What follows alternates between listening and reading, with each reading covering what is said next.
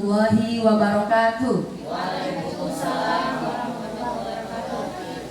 Walaupun siang, selamat pagi. Pagi. Kurang semangat sekali lagi. Selamat pagi. Pagi. Terima kasih atas semangatnya. Alhamdulillahirabbil alamin. Wassalatu wassalamu ala asrofil anbiya'i wal mursalin wa ala alihi washabihi ajmain. Yang saya hormati Bapak Ibu Wakil Kepala SMP Negeri 30 Palembang, Bapak Ibu guru yang berbahagia, terima kasih yang sebesar-besarnya dari saya atas waktunya, atas kesempatannya pada siang hari ini dapat menemani saya dalam satu rangkaian kegiatan CGP, yaitu diseminasi tentang budaya positif, pembebasan atau sosialisasi mengenai budaya positif. Ini adalah salah satu materi yang kami terima, dan insya Allah ini juga perlu dan memang cocok untuk kita semua sebagai guru. Salawat serta salam tentunya kita limpahkan kepada junjungan kita Nabi besar Muhammad SAW beserta keluarga, sahabat dan para pengikutnya, insya Allah termasuk kita semua. Amin ya rabbal alamin. Pada kesempatan ini tadi sudah saya sampaikan bahwa saya di sini bukan sebagai pengajar atau punya ilmu lebih, hanya sekedar sharing mengenai apa yang telah saya dapatkan dengan Pak Ibu juga dalam selama pelatihan kami di CGP ini baru seumur jagung 2 bulan. Materi yang akan dibahas ini adalah mengenai budaya positif yang ada di sekolah. Bagaimana kita menciptakan budaya positif di lingkungan sekolah? Karena pada intinya budaya positif ini adalah tujuannya adalah tidak lain adalah untuk kepentingan murid dan murid. Nah, sebagai seorang guru ini kita harus mampu mewujudkan budaya positif dengan menerapkan konsep-konsep inti. Jadi pada siang ini konsep-konsep yang akan kita sharing yaitu tentang disiplin positif, motivasi perilaku manusia berupa hukuman dan penghargaan, posisi kontrol, keyakinan kelas atau sekolah, dan segitiga restitusi. Pada hakikatnya ini mungkin namanya agak asing, padahal ini adalah gawe kita sehari-hari di sekolah. Ya. Disiplin positif yang pertama. Nah, untuk pertama ini ada satu permainan ini. Tapi permainannya ada hubungannya dengan yang akan kita bahas, yaitu cobalah buka. Ya. Bapak Ibu punya tugas mengepalkan salah satu tangannya, kepalkan satu tangan. Coba Anda bayangkan bahwa Anda menyimpan sesuatu yang sangat berharga di dalam kepalan tangan Anda. Anda perlu menjaga benda tersebut sekuat tenaga, karena begitu pentingnya untuk kehidupan Anda. Tugas rekan Anda adalah mencoba dengan segala cara untuk mengintimidasi, memarahi, menggoda, menggelitik, bahkan menawari Anda uang agar bersedia membuka kepalan tangan. Oke, coba kita kepalkan semua tangan. Terus mungkin bisa bergabung seperti Ibu Rusmina sama Ibu Nerti, saling suruh buka, saling buka. Ya, bagaimana caranya? Dibujuk, digelitik, dipaksa, atau coba? Bantu. Ayo, Firman, boleh Firman. Nah, terus tangan. Ayo. Ya, coba berhasil nggak Benny menyuruh Desi buka kepala tangannya? Dibujuk Benny, dikasih lagu. Betul. Saksikan di Indonesia. Berhasil nggak? Tidak berhasil semua. Ada yang mau rela nggak membuka ke tangannya? Coba, ada yang rela nggak buka ke tangannya? Nah, bunci rela. Coba, ini apa maknanya? Siapa yang mengepalkan tangan tadi? Seandainya dia tetap kekeh untuk menutup tangannya, kontrolnya terhadap siapa? Ada di kita. Terus Cak Buci tadi akhirnya dia buka, mau dia membukakan tangannya. Kontrolnya dari siapa? Media. Ada di Buci ya. Buci mengizinkan saya misalnya untuk mengontrol, untuk membujuk Buci untuk buka. Padahal ya walaupun kelihatannya Buci itu saya yang mengontrol, buka oleh Buci. Tapi pada sejatinya itu bukanlah dari saya, tapi itu dari kemauan si Buci untuk membuka tangannya. Nah inilah yang namanya posisi kontrol. Kadangkala kita ini miskonsepsi dengan kontrol. Yes. Nah, ada ilusi tentang bagaimana mengontrol. Ilusi guru mengontrol murid. Menurut kita ini yang mengontrol murid. Ya, menurut pendapat kita. Pada dasarnya kita tidak dapat memaksa murid untuk berbuat sesuatu jikalau murid tersebut memilih untuk tidak melakukannya. Jadi dia punya hak untuk tidak melakukannya. Walaupun kita merasa kita punya hak, yang mengontrol murid adalah guru. Berarti persepsi ini ternyata salah. Ya. Walaupun tampaknya guru sedang mengontrol perilaku murid, hal tersebut terjadi karena murid sedang mengizinkan guru untuk mengontrolnya. Ya, jadi bukan karena kita guru punya hak atau mengontrol murid, tapi sebenarnya murid itu mengizinkan dirinya untuk dikontrol. Jadi melakukan apa yang kita suruh kepada dia sejatinya itu bukan kemauan dia, itu hanya dia mengizinkan bahwa dia menurut apa yang kita mau. Ya. Yang kedua, ilusi yang kedua, bahwa semua penguatan positif efektif dan bermanfaat. Apa itu penguatan positif? Bisa berupa bujukan, iming-iming, hadiah, ya, olok-olokan, gitu. Ya. Adalah bentuk-bentuk kontrol. Segala usaha untuk mempengaruhi murid agar mengulang suatu perilaku tertentu adalah suatu usaha untuk mengontrol murid tersebut. Dalam jangka waktu tertentu, kemungkinan murid tersebut akan menyadarinya dan mencoba untuk menolak bujukan. Dan bisa jadi murid tersebut menjadi tergantung pada pendapat sang guru untuk berusaha. Ya kalau dia ternyata sadar yang terlaku dimakan olokan, kalau kita ngomong mau nurut karena bujukan, rayuan atau tadi iming-iming dari gurunya. Nanti ketika dia sadar, dia akan tidak lagi melakukannya, ataupun akhirnya dia akan melakukan terus, tapi tergantung pada gurunya. Kalau tidak ada pujian lagi, kalau tidak ada iming-iming lagi, dia semakanya akan mengendur. Dia tidak akan melakukannya kembali, ya, atau setidaknya berkurang tidak seperti awalnya.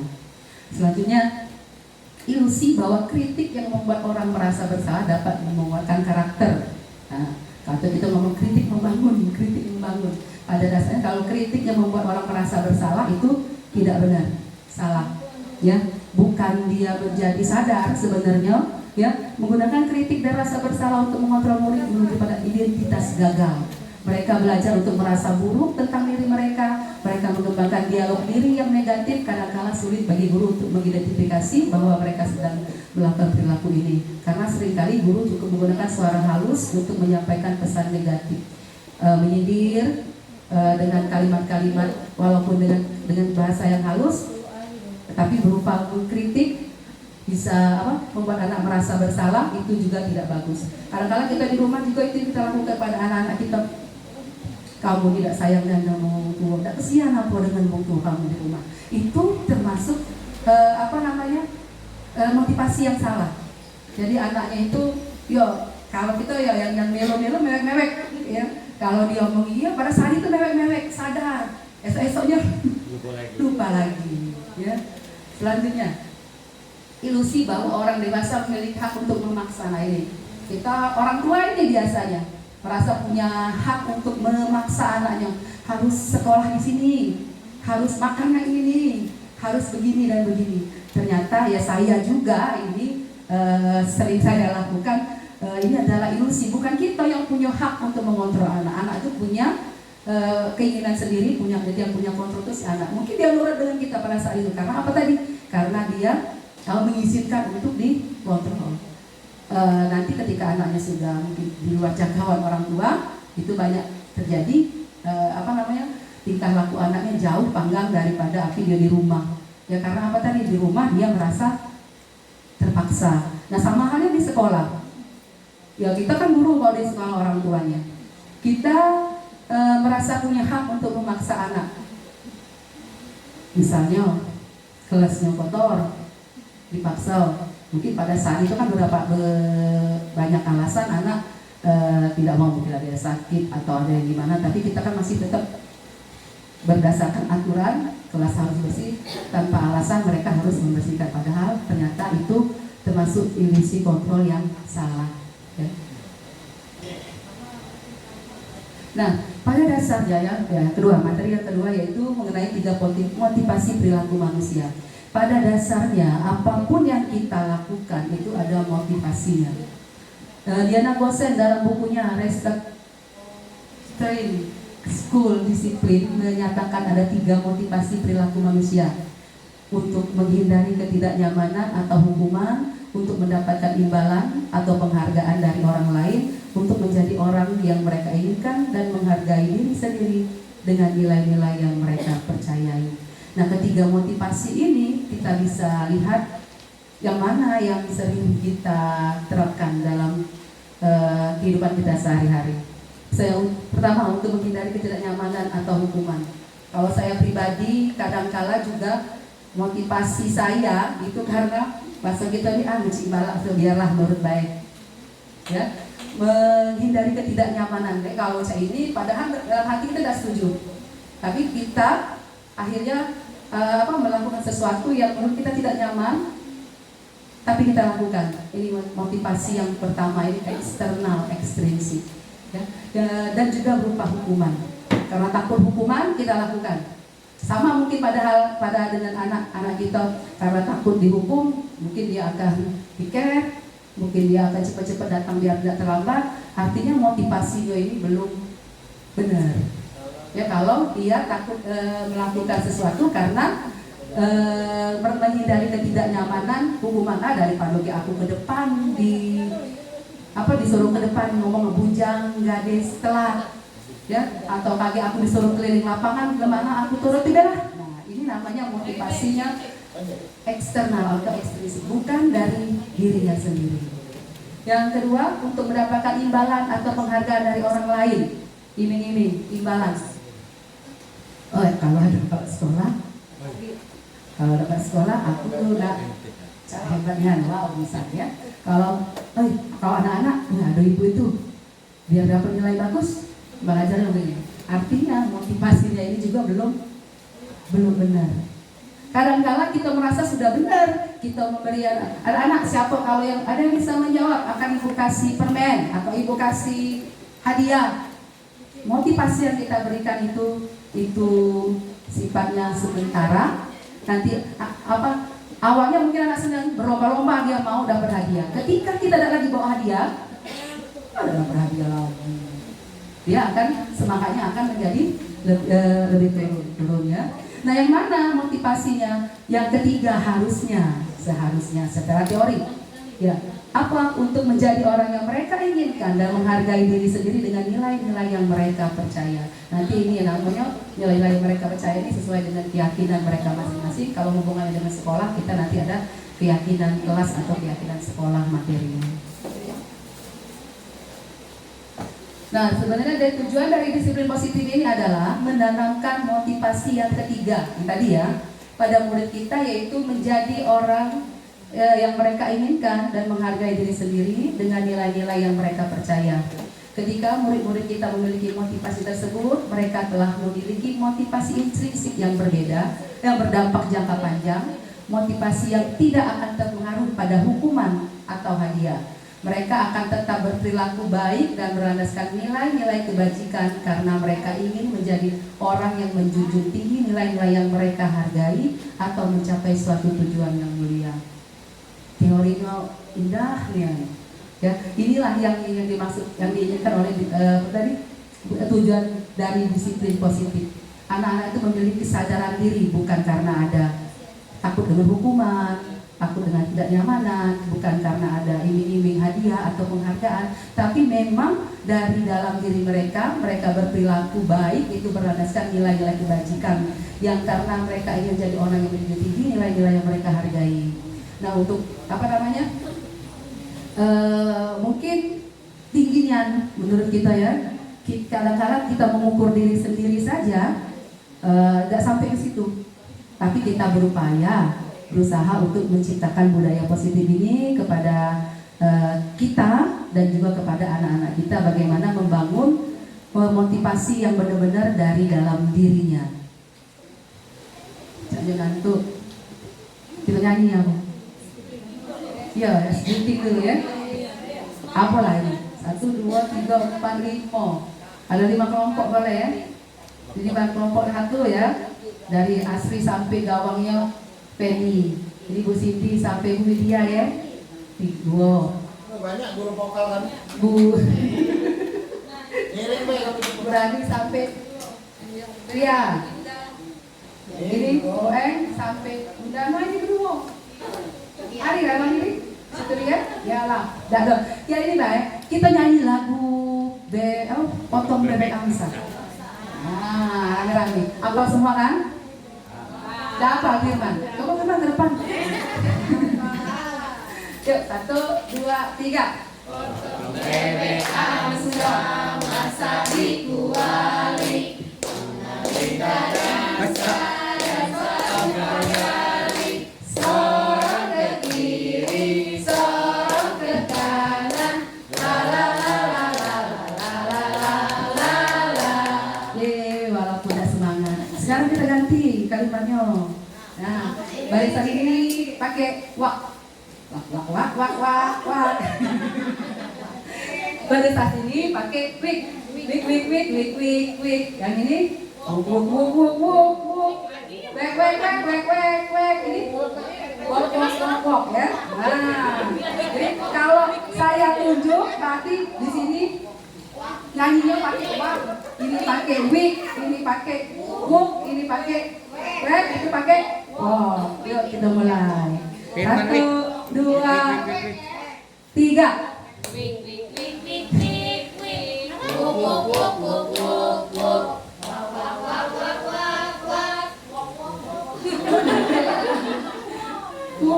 Kurang kuat sekarang. Jangan kurang. Tambahin, Buci. Tambahin. Buci pindah situ. Buci tambahin dulu Buci ya. Buci tambahin pokok ya. Kita kurang semangat loh.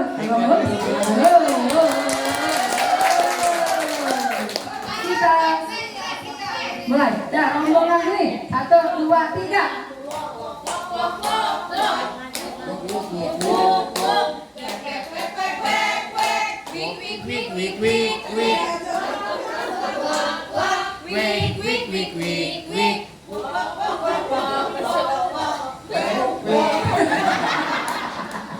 Terima kasih bebeknya. Kita lanjut ya. Apa nak lagi Firman? Jadilah Firman. Lanjut. Ini. Nah, tadi 5 selanjutnya tentang 5 kebutuhan dasar manusia. Seluruh tindakan manusia memiliki tujuan tertentu. Semua yang kita lakukan adalah usaha terbaik kita untuk mendapatkan apa yang kita inginkan. Ya. Ketika kita mendapatkan apa yang kita inginkan, sebetulnya saat itu kita sedang memenuhi satu atau lebih dari satu kebutuhan dasar kita, yaitu kebutuhan untuk bertahan hidup, kasih sayang dan rasa diterima, kebebasan, kesenangan, penguasaan atau pengakuan atas kemampuan atau pamrih. Jadi pada dasarnya apapun yang kita lakukan ya, itu ada kebutuhan yang sedang kita penuhi. Bertahan hidup ya, kalau kita makan untuk bertahan hidup, jadi kita makan tujuannya untuk bertahan hidup, minum, mungkin sandang pangan pakan itu adalah untuk kita bertahan hidup. Kasih sayang, manja-manjaan, minta perhatian, itu juga adalah kebutuhan dasar pasti. Baik, ya, aluman, ya, kasih sayang untuk rasa diterima oleh besti-besti. Kemudian kebebasan, bebas untuk menentukan sikap. Yang punya pilihan adalah kita. Kemudian kesenangan, senang nonton, senang makan dulu aja. senang jalan, senang shopping, itu adalah kebutuhan. Kita melakukannya karena apa? Karena memenuhi kebutuhan kita, kebutuhannya, kesenangan, ya. Kemudian penguasaan, pengakuan atas kemampuan. Kadang-kala kan kita pengen pengakuan apa yang kita lakukan sudah tidak dipuji, ya, sudah berusaha keras. Kalau uang saya tidak baik, rasanya kemana? Nah itu artinya kita sedang membutuhkan pengakuan atau sedang membutuhkan penguasaan. Jadi nah begitu juga dengan anak-anak kita. Anak-anak kita melakukan segala sesuatu itu karena dia sedang memenuhi kebutuhannya. Nah, semua orang senantiasa berusaha untuk memenuhi kebutuhannya dengan berbagai cara. Bila mereka tidak bisa mendapatkan kebutuhannya dengan cara yang positif, mereka bisa melanggar peraturan atau melakukan hal-hal yang tidak sesuai dengan nilai-nilai kebajikan. Seorang murid yang tidak begitu berhasil secara akademik, mungkin kebutuhan akan penguasaannya tidak terpenuhi di sekolah. Dia tidak bisa kan, karena dia belum dapat pengakuan, karena dia prestasi akademiknya kurang. Mungkin oleh karena itu mungkin dia akan mencoba memenuhi kebutuhannya dengan penguasaan yang lain, mencoba mengatur orang lain di lapangan bermain, atau bahkan menyakiti mereka secara fisik. Sebagai guru, kita dapat melibatkan dalam kegiatan yang memberi peluang murid tersebut membuat pencapaian berarti. Contohnya tadi anak aku si Galang. Itu contoh nyata. Si Galang itu kan dalam akademik dia mungkin memang kurang. Untuk penguasaannya dia mendapat pengakuan dengan cara apa? Tadi dia salah satunya pagi tadi aku ngajar di 95, dia sedang bebersih sama Yanti di belakang itu. Oh, dengan bangga senang hati dia bahagia. Terus siang tadi rupanya nyiram kembang keleleng, habis satu kembang yang disiram. Iya, dia kesenangan aku. Tanya pula, Bu, aku nih lulus, aku SMP. Oh lulus, pasti lulus. Nah ini salah satu, dia itu butuh pengakuan, tapi karena akademiknya kurang, jadi dia cari cara yang lain. Kita guru harusnya fasilitasi anak-anak kita sesuai dengan apa nih kemauannya, kebutuhannya seharusnya. Mungkin anak-anak seperti yang tidak bagus di akademik itu aja ke lapangan, mungkin prestasinya yang lain ada. Terus seorang yang tidak merasa diterima oleh teman-temannya, nah kebutuhannya akan kasih sayang mungkin, ya. Rasa diterima tidak terpenuhi, oleh karena itu dia mungkin akan memiliki cuma satu kawan, cuma bestie si kok baik, pendiam biasanya anaknya, introvert, ya. Sebagai guru kita bisa membangun hubungan yang bisa membangun kepercayaan dan keintiman dengan anak ini. Mungkin kita dulu lah ngajak berkawan. Tapi ada batasannya. Ternyata, nah nanti ya ada 5 posisi kontrol. Kita menganggap anak-anak kita teman itu pun tidak boleh. Salah. Memposisikan diri kita sebagai teman terhadap anak-anak itu kadang-kala bagus, awalnya bagus, nanti akhirnya akan jadi negatif. Lanjut saja. Nah ini materi yang selanjutnya itu tentang keyakinan kelas. Tadi kan selalu ngomong tentang nilai-nilai kebajikan yang diyakini. Nah pada awalnya mungkin kalau anak-anak kita ini yang bermasalah, kita akan menyelesaikannya dengan cara-cara kita. Padahal seharusnya dia sendiri yang menyelesaikan solusinya, mencari solusinya dengan berdasarkan nilai-nilai yang dia yakini. Dari mana nanti nilai-nilai ini? Dengan cara kita membuat ini keyakinan sekolah atau kelas. Kalau kita pribadi kelas, ya. Sejatinya, sebagusnya itu adalah keyakinan kelas ini dibuat pada awal tahun pelajaran. Ketika kita masuk sebagai wali kelas, anak-anak kita itu diajak buat kesepakatan dulu, kesepakatan kelas. Berupa apa nanti dari kesepakatan itu, dari aturan-aturan itu dijadikan nilai-nilai kebajikan yang akan jadi keyakinan anak-anak. Nah ketika anak-anak kita nanti melakukan sesuatu hal yang bertentangan dengan keyakinan, dapat kita menggali solusinya secara bersama, mengingatkan keyakinan apa yang telah dia langgar atau keyakinan apa yang telah tidak dia terapkan pada saat dia melakukan satu kesalahan. Apa itu keyakinan kelas? Yaitu sebuah nilai-nilai kebajikan universal yang telah disepakati secara tersirat dan tersurat, lepas dari adanya latar belakang suku, negara, bahasa, maupun juga agama. Keyakinan kelas dibuat secara bersama-sama dengan seluruh siswa yang mempunyai nilai-nilai kebajikan yang dapat dipercaya keyakinan kelas merupakan salah satu disiplin positif yang dapat untuk diterapkan dalam membangun budaya positif di lingkungan sekolah. Jadi yang buatnya ini siapa? Kita sama-sama anak. Sejatinya seharusnya itu di awal pembelajaran. Saya sudah coba terapkan kesepakatan kelasnya, tapi ternyata bukan salah ya, tidak seperti ini sebelum belajar. Kemarin sudah coba ajak anak kesepakatan kelas. Jadi kita buat kesepakatan kelas di awal tahun di kelas 96. Apa? Oh Bu, udah boleh yang pakai sepatu di kelas ini bayar 5.000 sih tadi. Itu anak yang menentukan. Terus Bu yang tidak piket dendanya ini. Bu yang alpa sekolah berapa hari ini. Kami anggap itu sudah benar, ya ada kesepakatan menurut kami. Terus benar, si ketua kelas dan yang lainnya juga menjalankan. Bu, si alamilah berapa kali alfa, ujung-ujungnya dalam beli satu. Bu, yang ini tadi banyak juga tidak masuk, tidak piket, dia ada yang beli betadin. Tujuannya apa? Untuk sekolah itulah, untuk kelas itulah. Kalau ada yang lupa, dia buat P3K. Ternyata sampai ke sini setelah saya belajar ini salah kesepakatan kelas kami. Ya, bukan seperti itu kesepakatannya. Itu sama baik dengan maksa. Ya, sama baik dengan kita memaksakan, apalagi itu pakai hukuman. Itu jauh, ternyata hukuman dan sanksi tadi itu bukan konsekuensi, itu hukuman. Jadi gagal ternyata kesepakatan kelas kami yang awal itu. Ternyata setelah saya belajar, rupanya bukan macam-macam itu. Iya, salah. Ya, lanjut. Nah, bagaimana prosedur pembentukan keyakinan kelas atau sekolah? Pertama, mempersilakan warga sekolah atau murid-murid di sekolah atau kelas untuk bercurah pendapat tentang peraturan yang disepakati di sekolah. Seperti kemarin kami sudah coba, ya anak-anak aku kumpulkan kita buat kesepakatan dengan keyakinan kelas. Nah, tuliskan peraturan-peraturan yang menurut kalian yang harus kita patuhi. Oh, banyak dikasih main sticky note ya, seluruhnya diisi. Ada yang tidak boleh membuli, dilarang mencoret-coret meja, dilarang ngatain nama bapak, ya macam-macam, dilarang mencontek, terus apa lagi? Pokoknya macam-macam. Itu kan namanya peraturan yang dibuat oleh anak.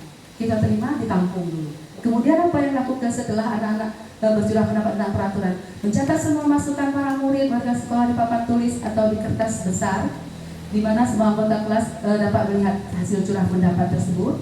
Kemudian susun keyakinan kelas sesuai prosedur pembentukan keyakinan sekolah. Gantilah kalimat-kalimat dalam bentuk negatif menjadi positif. Misalnya dilarang, ya jangan berlari di kelas atau koridor. Kalimat positifnya apa? Berjalanlah di kelas atau koridor. Jangan pakai jangan atau jangan pakai dilarang. Pakai kalimat positif. Ya.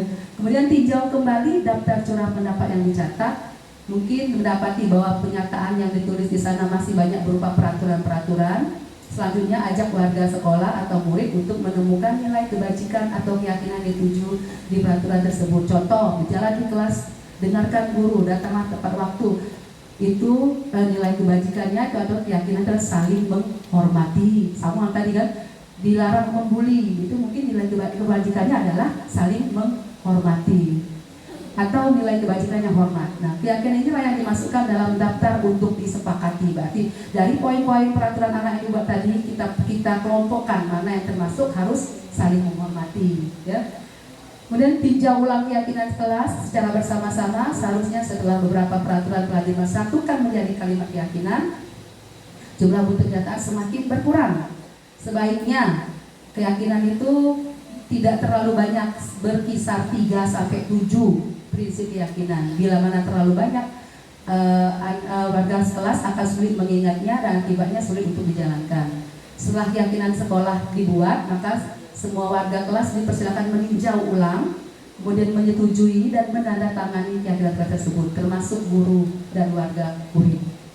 7. Keyakinan sekolah selanjutnya dilekatkan di dinding kelas di tempat yang mudah dilihat. Nah, ini kami kemarin, Ibu. Ya. Jadi anak-anak menuliskan peraturan-peraturannya menurut mereka peraturan apa yang ada di sekolah kita. Kemudian apa yang harus menurut mereka peraturan apa lagi yang kira-kira dibutuhkan. Kemudian menempelnya di papan. Terus kami surah pendapat, dikelompokkan sesuai dengan nilai kebajikannya apa, dan mereka selesai, mereka tanda tangan. Cuma aku yang lupa tanda tangan, dia tanda tangan. Terus, nah itu kami ada 4 kesepakatan, 4 keyakinan kelas ya, saling menghormati, bertanggung jawab, kebersihan dengan keamanan. Ada banyak maling kelas ini katanya. Pengen ada acak lian. Nah, jadi kami juga pakai keamanan. Ya. Kalau saling menghormati tadi yang mengakomodir, yang tidak boleh membuli, tidak boleh ngatai bapak tadi. Jadi masuk lagi saling menghormati. Bertanggung jawab apa tadi? Kumpul tugas tepat waktu katanya dia. Piket bu, ada yang tak piket. Kami masuk ke di bertanggung jawab, termasuk juga kebersihan, menjaga kebersihan di kelas maupun di lingkungan sekolah. Ini contoh kesepakatan kelas atau keyakinan kelas kami di kelas 96. Nah ini nonton juga ini. Ada 5 posisi kontrol yang diterapkan seorang guru, orang tua ataupun atasan dalam melakukan kontrol. Dan kita nonton dulu Bapak Ibu ya untuk melihat 5 posisi kontrol ini.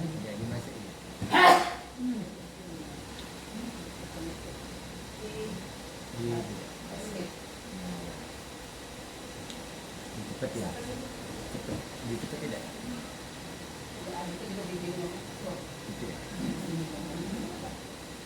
Itu awalnya.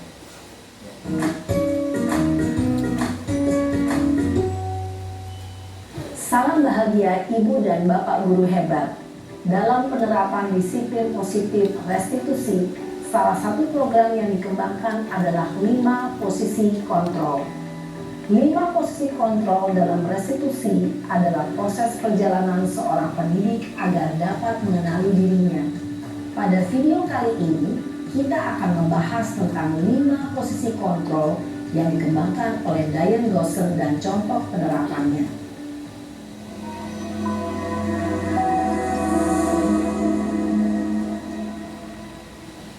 5 posisi kontrol itu adalah 1. Posisi penghukum. 2. Posisi pembuat merasa bersalah. 3. Posisi teman. 4. Posisi pemantau atau monitor. Dan 5. Posisi manajer. Untuk lebih memahami kelima posisi tersebut, mari kita saksikan kasus Naren yang terlambat hadir 20 menit di sekolah dan melihat bagaimana kelima posisi kontrol dalam menghadapi masalah tersebut.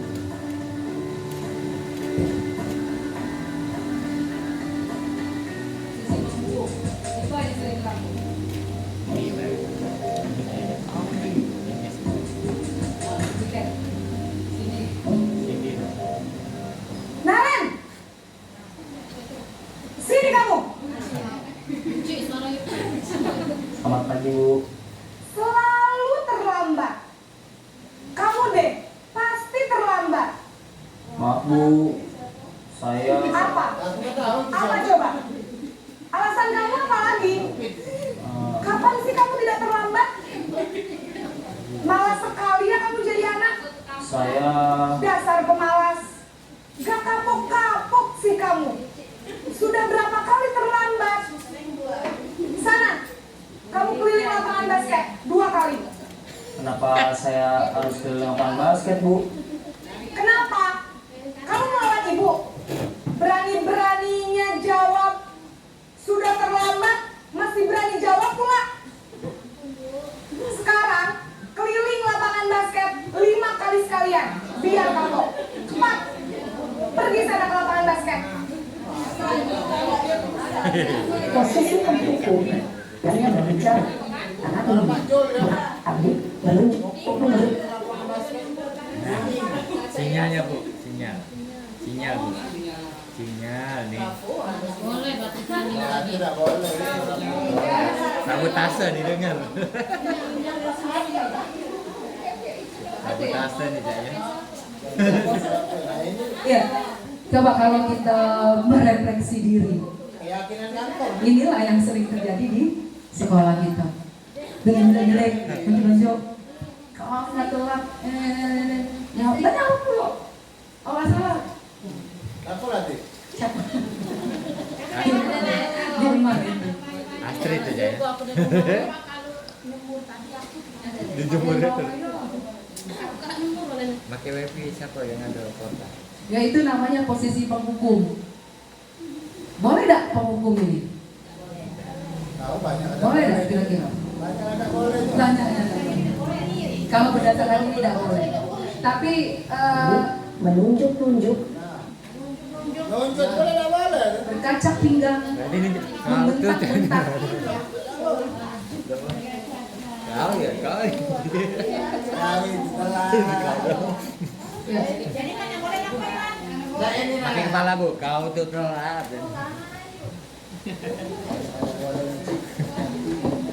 Apa cak ini man? Kau tuh telat.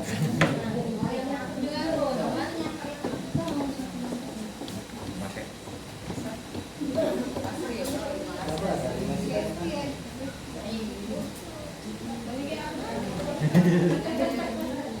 Ada lagi.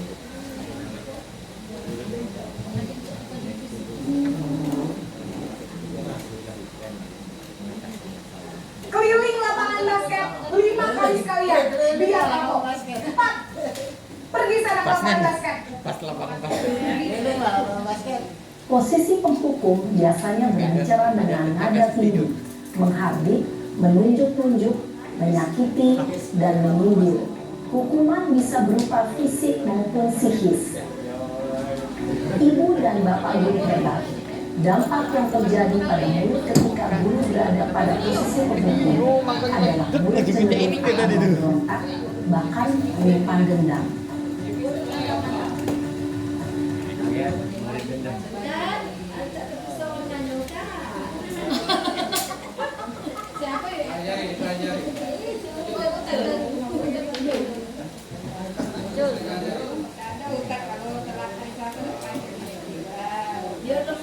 Ustadz dia bikin astagfirullah. Ini tidak nyambung nih.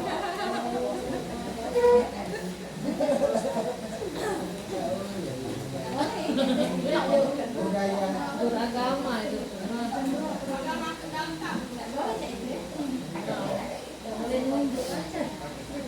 Kalau ada yang kayak Astagfirullah, kamu telat.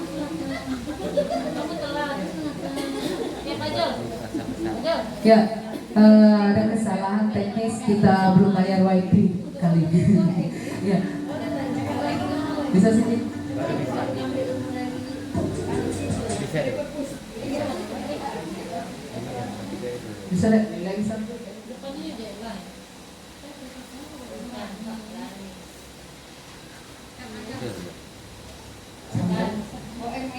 Selesai ya. Jalan.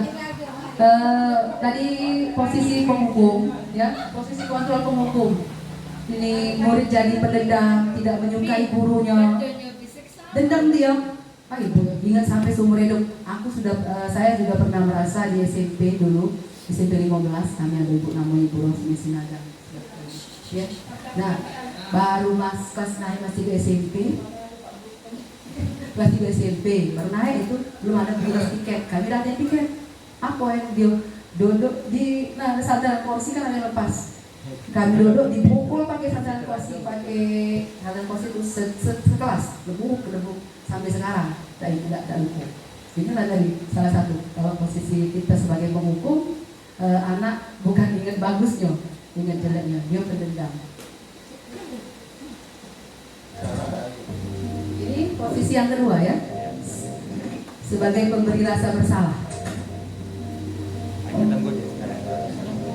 Naren,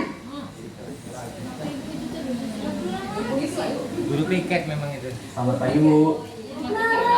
Naren, kamu kenapa terlambat lagi, nak? Ya Tuhan, Naren, kamu senang ya bikin ibu susah ya? Kalau kamu terlambat lagi, nanti ibu yang ditegur bapak kepala sekolah, nak. Disangka ibu tidak bisa membina kamu. Duh, gimana ini? Maaf Bu. Duh, Gusti Naren, kamu suka ya kalau ibu ditegur bapak kepala sekolah? Oh bapak ini untung bukan. Terus, sekarang ibu harus tulis apa ini di buku absen?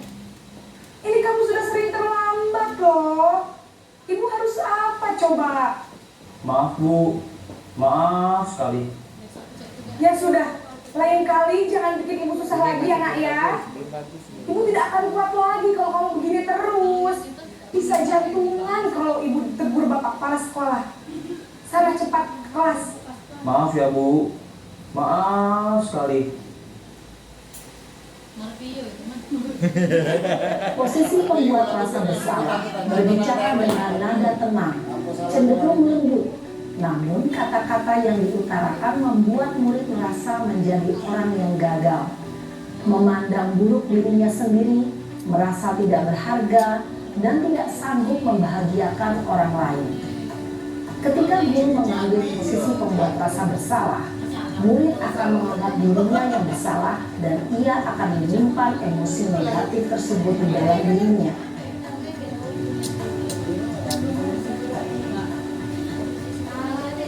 Di situ kadang-kadang kita anggap bagus ini kita bisa berteman dengan anak. Ternyata juga Naren. Besok kali tanya. Naren!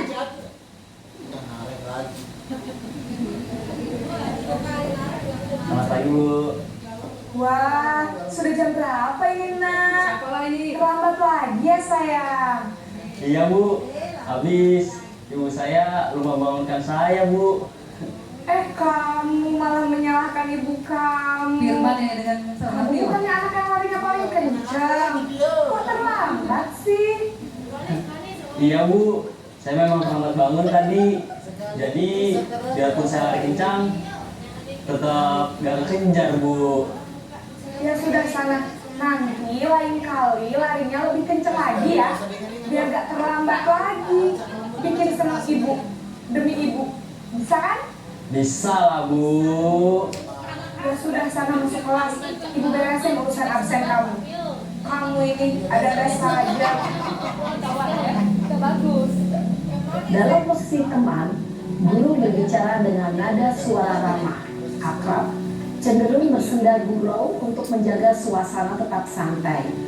Murid akan merasa senang, aman, dan akrab dengan guru. Identitas yang tercipta adalah identitas sukses atau berhasil. Namun, perlu diingat, karena ini masih dorongan eksternal, maka ada faktor ketergantungan dari murid kepada orang tertentu.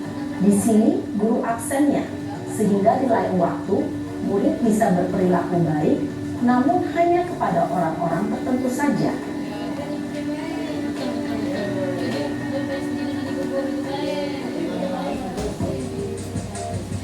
Ini lebih baik. Naren, Naren itu.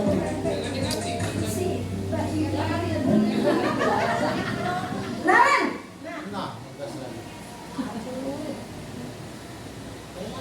Selamat pagi Bu. Naren, apa peraturan sekolah kita tentang jam berapa kita harus masuk sekolah, nak? Kita harus di sekolah jam 7 Bu. Iya betul, sekarang sudah jam 7.20. Naren sudah tahu konsekuensinya jika terlambat hadir. Paham Bu. Saya harus tinggal kelas pas jam istirahat selama 20 menit. Iya benar, konsekuensinya demikian. Jadi nanti jam 9.30 pas istirahat, kamu harus tinggal di kelas, kerjakan tugas tambahan untuk ketertinggalan kamu, ya? Baik Bu. Posisi pemantau mengandalkan penghitungan atau data untuk mengontrol murid. Guru mengarahkan murid berdasarkan peraturan dan konsekuensi. Seorang pemantau menunjukkan bahasa tubuh dan ekspresi wajah yang datar dan cenderung formal.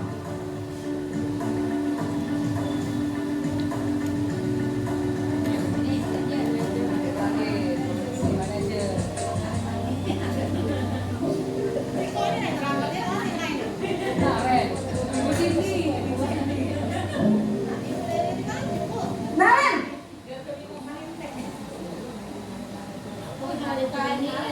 Selamat pagi Bu. Selamat pagi Naren. Maaf Bu, saya terlambat. Iya, sekolah masuknya jam 7, sekarang sudah jam 7.20. Jadi sekarang bagaimana ini Naren? Maaf Bu, saya lupa setel alarm saya semalam. Baiklah, menurut kamu, keyakinan sekolah yang mana yang perlu kamu tingkatkan? Menghargai diri sendiri dan orang lain mungkin ya Bu. Setuju. Jadi, apakah Naren meyakini prinsip saling menghormati tersebut? Iya Bu, saya meyakininya. Apakah Naren bersedia memperbaiki masalah keterlambatan ini? Bersedia Bu. Bagaimana kamu akan perbaiki masalah keterlambatan ini? Saya akan coba untuk tidak lupa menyetel alarm saya Bu. Baik, kalau Naren lupa menyetel alarm di rumah, ada orang yang kira-kira bisa bantu mengingatkan tidak? Ada Bu, kakak saya, Kak Emma. Ada lagi selain Kak Emma? Selain Kak Emma, ada ibu saya. Baik, jadi yang mengingatkan Naren adalah Kak Emma dan ibu kamu ya? Kira-kira akan mulai setel alarm kapan nih Naren?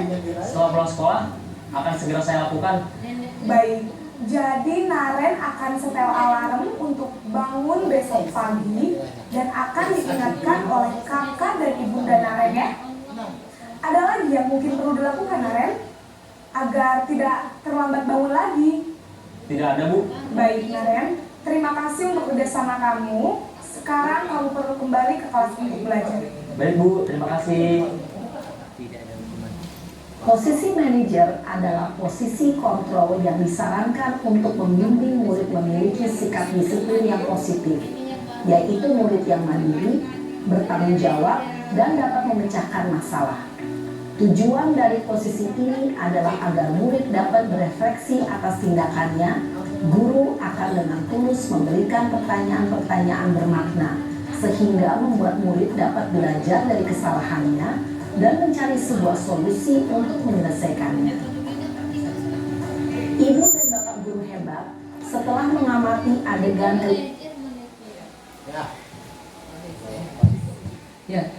tadi kita sudah tonton 5 posisi kontrol, penghukum, kemudian pemberi rasa bersalah, teman, pemantau, dan manajer. Kira-kira kalau kita introspeksi diri, posisi mana yang sering kita lakukan pada anak-anak kita? Menghukum. Terus memberi rasa bersalah. Aku sering gitu. Kamu udah kasihan dengan mama kamu. Apalagi capek nyari duit, itu sering. Ya, pasti itu. Terus memantau. Kadang-kadang juga kita kayak pemantau. Ternyata yang ideal itu yang mana? Terakhir, manajer. Kira-kira kita sudah pernah loh, ada lah yang sudah pernah memposisikan diri sebagai manajer, mungkin Bu Widya ya, atau Bu Yus. Widya? Widya? Ya memang ini gawe-gawe nyolong BK sebenarnya. Oh Firman. Firman dia teman dengan Marvio. Manajer di Marvio sekarang. Nggak usah apa lagi nak bocor Marvio. Asisten ibu aku manajer. Ibu dan orang tuanya. Biasa brownies. Biasa brownies. Rukun lagi. Ya, ternyata penghukum, ya, posisi penghukum untuk dunia agar menciptakan budaya positif tidak boleh. Posisi sebagai pemberi rasa bersalah juga tidak boleh. Bukan tidak. Kemudian sebagai teman tidak boleh. Memantau istilahnya itu nomor 2 bagusnya ya. Kalau pemantau itu berdasarkan data, berdasarkan peraturan. Kalau peraturan sekian maka dia akan menerapkan sesuai dengan peraturan. Tanpa ekspresi, memang benar-benar melaksanakan aturan. Nah, yang idealnya apa? Memposisikan diri kita sebagai manajer. Jadi kalau ada anak yang salah, tanya ke keyakinannya, apa keyakinan yang telah kamu lupakan? Diingat ke? Setelah dia ingat, terus menurut kamu apa solusinya? Menurut bagaimana cara mengatasinya? Yang membuat solusi itu anaknya sendiri, cuma kita marah ke lain. Kira-kira bisa gak kita melaksanakan sebagai manajer? Kemarin kami ada skenario, tapi ini skenario sebagai tugas buat skenario memposisikan saya sebagai manajer terhadap 2 kasus anak. Yo kalau di acting ya bisa lah gitu. Nah kemarin coba juga saya, Gustria anak saya di 96. Ya, dia tugas sebanyak gak selesai, terus gak ikut daring. Alasannya ditanya, itulah dari Gustria, kira-kira Ibu dengar Bu Sri tidak pernah belok dari, iya Bu, ini aku bangun kesiangan. Alasannya apa? Jangan juga kan? Dia ngomong belok mama di ini jadi bangun kesiangan juga jadi sama nomor Bu Sri bener apa salah? Iya Bu, salah ini. Jadi saya cak mana Bu Sri? Iya Bu, tadi tugas aku gawe ke Galo, dia aku tanya buru-buru. Yuk cek itu baik. Ya sudah. Ya yakin dilaksanakan? Iya Bu. Nian? Ya ibu yakin, ibu percaya Bu Sri lakukan. Itu seperti itu. Tapi rasa iya, tidak perlu tingkat dewa kesabarannya. Ya, tidak salah. Kadang-kala untuk kasus anak mungkin yang sudah keterlaluan, kadang-kala itu kita meminta solusi pada anak sendiri. Dan yang terjadi, ya mungkin karena seperti itu, esok-esok anaknya akan berbuat hal yang salah lagi. Jangan kapok-kapok, kita restitusi lagi, kita nambah restitusi, kita ajak lagi, kita ngomong lagi yang bagian manajer itu.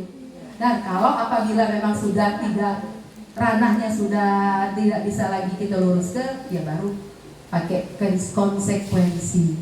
Ya, konsekuensinya ya sesuai dengan aturan yang berlaku. Sekarang, apakah tidak boleh menghukum? Menghukum itu bukan tidak boleh, tapi alternatif yang terakhir. Kalau memang tidak bisa dia sama sekali, ya apa boleh buat? Dikasih hukuman atau dikasih konsekuensi. Misalnya contoh kasus siapa tuh? Si Mario yang berulang berulang, akhirnya kita di konsekuensinya dia diskor. Karena apa? Ya restitusi sudah diulang kali coba-coba, tapi ternyata masih gagal. Oh terakhir ya. Di atas manajer lah. Ada dong. Ya. Gitu lagi ya Bapak Ibu ya, mohon waktunya, terima kasih atas kehadirannya, atas keikhlasannya. Ya, ya sudah di penghukum, perasaan bersalah terus. Nah, ya bagaimana tadi sebagai posisi manajer itu melaksanakan namanya segitiga restitusi. Segitiga restitusi, yaitu satu proses dialog yang dijalankan guru atau orang tua agar menghasilkan murid yang mandiri dan bertanggung jawab dengan langkah-langkah 3 langkahnya: menstabilkan identitas, kemudian validasi tindakan yang salah, dan menanyakan keyakinan. Dan lanjut. Nah, menstabilkan identitas, jadi seperti yang siapa Ibu Guru Naren tadi ya. Menstabilkan identitas, bagian dasar dari segitiga bertujuan untuk mengubah identitas anak dari orang yang gagal karena melakukan kesalahan menjadi orang yang sukses. Anak yang melanggar peraturan karena sedang mencari perhatian adalah anak-anak yang sedang mengalami kegagalan. Dia mencoba untuk memenuhi kebutuhan dasarnya, namun ada benturan. Kalau kita mengkritik dia, maka kita akan tetap membuatnya dalam posisi gagal. Kalau kita ingin dia menjadi reflektif, maka kita harus meyakinkan si anak dengan cara mengatakan kalimat-kalimat seperti ini. Berbuat salah itu tidak apa-apa, ya. Terus tidak ada manusia yang sempurna. Saya juga pernah, ibu juga pernah melakukan kesalahan ini, ya. Kita bisa menyelesaikan ini sama-sama. Bapak Ibu tidak tertarik siapa yang salah, tapi kita di sini cari solusinya bersama-sama. Terus kamu berhak merasa begitu. Terus apakah kamu sedang menjadi teman untuk baik buat dirimu sendiri? Ini kalimat-kalimat menstabilkan identitas. Kalau anak, oh udah apa? Oh ya biasa anak, kalau terlambat tuh ibu juga galak bangun siang. Nah, itu namanya menstabilkan identitas. Terus validasi tindakan yang salah. Menurut teori kontrol, semua tindakan manusia baik atau buruk pasti memiliki tujuan atau maksud ya. Seorang guru memahami teori kontrol pasti akan mengubah pandangannya dari stimulus respon ke cara berpikir proaktif yang mengenali tujuan dari setiap tindakan. Kita mungkin tidak suka sikap seseorang anak yang terus merengek, tapi bila sikap itu mendapat perhatian kita, maka ia telah memenuhi kebutuhan anak tersebut. Kalimat-kalimat di bawah ini terdengar asing buat guru, namun bila dikatakan dengan nada tanpa menghakimi akan memvalidasi kebutuhan anak. Apa ini? Padahal kamu bisa melakukan hal lebih baik dari ini. Kamu pasti punya alasan mengapa melakukan ini. Terus kamu patut bangga pada dirimu sendiri karena kamu telah melindungi sesuatu yang penting bagi mungkin anak ini berkelahi, dia bela diri, masih dikuatkan dengan kalimat Ya kamu patut bangga kalau bela diri kamu sendiri, ya. Kemudian kamu boleh mempertahankan sikap itu, tapi kamu harus menambahkan sikap yang baru yang lebih baik. Ini validasi tindakan yang salah. Nah yang terakhir, meyakinkan keyakinan, menanyakan keyakinan tadi.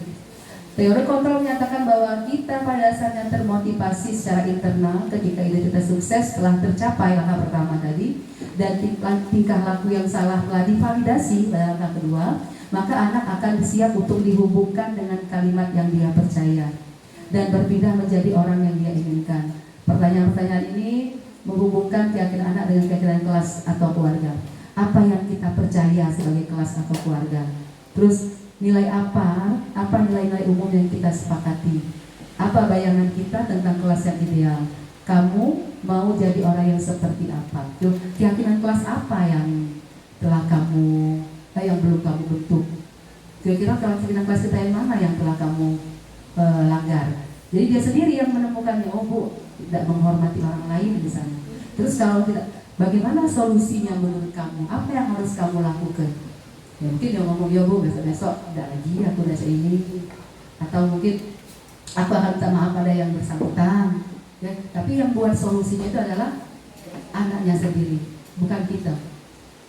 Kita hanya ya, oh bagus, ibu yakin kamu akan melaksanakannya, seperti itu saja. Itu yang seharusnya idealnya yang kita terapkan, yaitu sebagai manajer dengan menerapkan segitiga restitusi.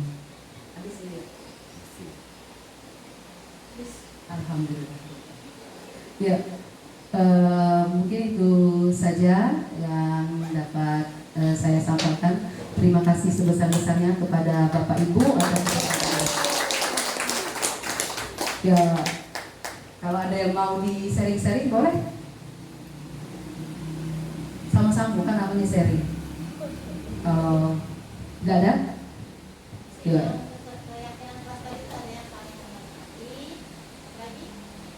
Saling menghormati nilai kebajikannya ya. Ada kami tadi bertanggung jawab, keamanan, kebersihan. Tergantung hasil kesepakatan dengan anak. Sama-sama. Jadi dari aturan-aturan yang dibuat anak itu kita buat nilai kebajikannya apa, ngarahnya kemana. Jadi tidak sama mungkin dengan kelas yang lain karena kesepakatan anak pada saat itu. Untuk di kelas, kalau untuk sekolah kan kita mungkin sama.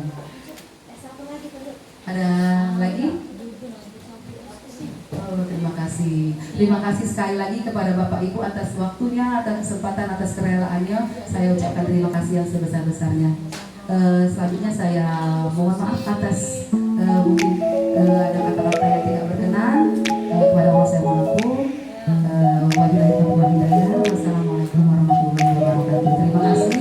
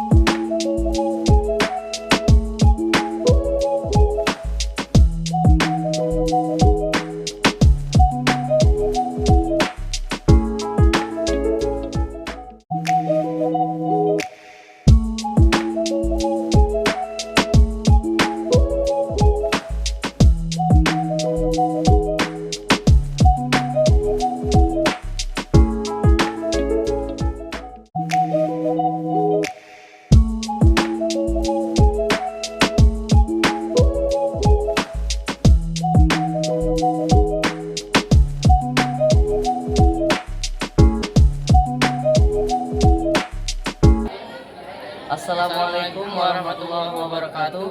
Perkenalkan, saya Sultan Maulana Ibrahim dari kelas 96. Perkenalkan, nama saya Muhammad Iksan Al-Rizki dari kelas 96. Sebelumnya, kami berterima kasih atas wali kelas kami, yaitu Bu Susilawati, karena telah dibuatnya kesepakatan kelas yang disetujui oleh seluruh anggota kelas. Kami sangat senang telah dibuatnya kesepakatan itu. Terima kasih. Wassalamualaikum warahmatullahi wabarakatuh.